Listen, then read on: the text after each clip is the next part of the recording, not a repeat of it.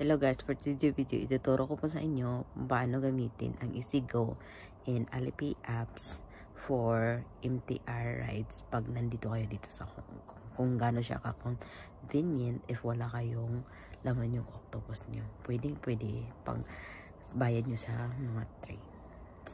Yung EasyGo and Alipay app.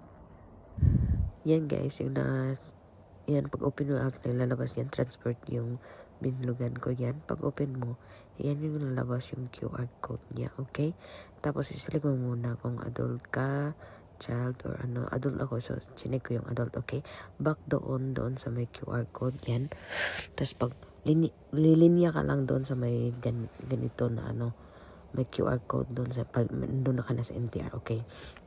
Pag tapat mo yan, open agad yung gate, so papasok ka doon, okay?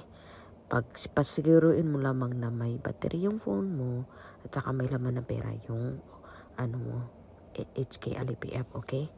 Ayan, tapos balik. Very convenient siya guys pag wala kang octopus, walang emergency, walang laman yung octopus mo.